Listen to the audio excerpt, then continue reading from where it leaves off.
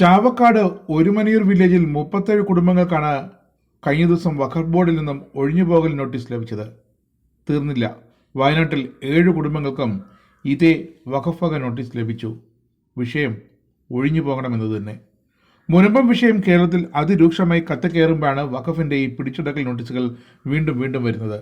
എന്താണ് ഇതിൻ്റെ ഒരു ശാശ്വത പരിഹാരമെന്ന് മുനമ്പം നിവാസികളടക്കം ചോദിക്കുമ്പോൾ പിണറായി സർക്കാർ നിശബ്ദനായി നിൽക്കുകയാണ്. ഒന്നിനും കൊള്ളാത്തവനെന്ന് സ്വയം വിളിച്ചു പറയുന്നു.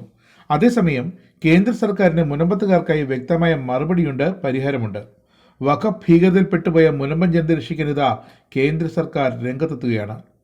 കേന്ദ്ര വഖഫ് ഭേദഗതി നിയമം പാസ്സാകുന്നതോടെ മുനമ്പത്തുകാർക്ക് അവരുടെ ഭൂമി സ്വന്തമാകുന്ന സാഹചര്യമുണ്ടാകും. നിയമം വഴിയല്ലാതെ മറ്റൊരു വിധത്തിലും ഇത്തരം കാര്യങ്ങൾക്ക് പരിഹാരവുമില്ല.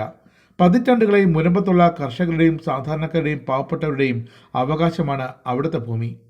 അവിടെ നിന്നും അവർ എങ്ങോട്ടും പോകേണ്ടി വരില്ല. ഈ ഉറപ്പ് കേന്ദ്ര സർക്കാരിൻ്റെയാണ്. കേന്ദ്ര ന്യൂനപക്ഷകാര്യമന്ത്രി കിരൺ റിജിജുവിൻ്റെയാണ്. മുനമ്പം വിഷയം ഉന്നയിച്ച് തന്നെ കാണാനെത്തിയ മുൻ കേന്ദ്രമന്ത്രി രാജീവ് ചന്ദ്രശേഖർ, BJP സംസ്ഥാന സമിതി അംഗവും മൈനോറിറ്റി കോർഡിനേറ്ററുമായ അഡ്വക്കേറ്റ് ഷോൺ ജോർജ് എന്നിവർക്ക് കിരൺ റിജിജു നൽകിയ മറുപടിയാണിത്, ഉറപ്പാണിത്. മുനമ്പത്തേത് ഒറ്റപ്പെട്ട സംഭവമല്ല, ഇത് രാജ്യത്തെമ്പാടുമുള്ളതാണ്. പ്രശ്നപരിഹാരത്തിന് നിയമനിർമ്മാണം തന്നെ വേണം. അതാണ് സർക്കാർ വഖഫ് ബില്ലായി കൊണ്ടുവരുന്നത്. പാർലമെന്റിന്റെ ശീതകാല സമ്മേളനത്തിൽ ഈ നിയമം പാസ്സായിരിക്കും. അതുവഴി മുനമ്പം ജനത പൂർണ്ണ സംരക്ഷിതരാകും.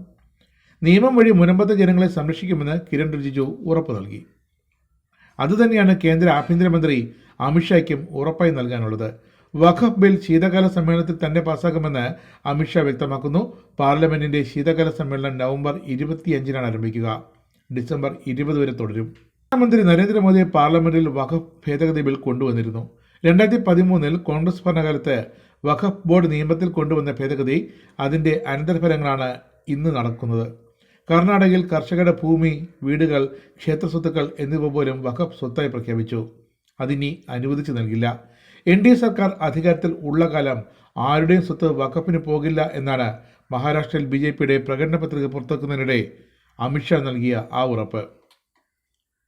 പൊന്നാനി താലൂക്കിൽ സംഭവിച്ചെന്താണ്? പണ്ട് സാമൂതിരിയുടെ പണ്ടാരം വഴി 1910-ൽ പുഴയ്ക്കൽ തറവാട്ടുകാർക്ക് ചാർത്തി കിട്ടിയ ഭൂമിയിൽ നിന്നും വില കൊടുത്തു വാങ്ങിയ വീട്ടുകാർക്ക് ഉൾപ്പെടെയാണ് ഇപ്പോൾ വഖഫിൽ നിന്നും കുടിയിറക്ക നോട്ടീസ് കിട്ടിയത്. ഇനി BJP കേരളത്തിൽ വർഗീയത മാത്രമേ പറയുന്നുള്ളൂ എന്നാണല്ലോ CPMന്റെ കുറ്റപ്പെടുത്തൽ. എന്നാൽ BJP പറയുന്നത് ഇവിടെ വർഗീയതയല്ല, ജനപക്ഷമാണ്. ജനങ്ങളുടെ ജീവനും സ്വത്തിനും ഒരുപോലെ സംരക്ഷണം വേണമെന്നാണ് BJP ആവശ്യപ്പെടുന്നത്. അത് CPMകാരെ കൊണ്ട് കേരളത്തിൽ സാധിക്കുകയുമില്ല. എങ്കിൽ കേന്ദ്രം അത് ചെയ്തു നൽകുമെന്ന് പറയുന്നത് ശശികല ടീച്ചറാണ്.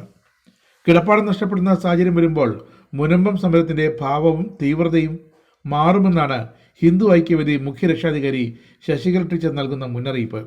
ഒരു പിടി വോട്ടിനു വേണ്ടി നിലവിൽ ചെയ്യുന്ന ഈ പാദസേവ പിണറായി സർക്കാർ നിർത്തണം. വഖഫ് ബോർഡിന്റെയും ഇസ്ലാമിക മത നേതൃത്വത്തിന്റെയും ഷൂ നക്കുകയാണ് ചിലർ. അവരുടെ സ്ഥാനം ചവിട്ടിക്കൊട്ടലായിരിക്കും. എന്നാൽ ഞങ്ങൾ മതമൗലികവാദത്തിന് മുന്നിൽ മുട്ടുമടക്കില്ല. മുനമ്പത്ത് നിന്നല്ല, സംസ്ഥാനത്ത് ഒരിടത്തു നിന്നും സ്വന്തം ഭൂമിയിൽ നിന്നും ആരെ ഇറക്കിവിടാൻ അനുവദിക്കില്ലെന്ന് ശശികല ടീച്ചർ ഉറപ്പു നൽകി.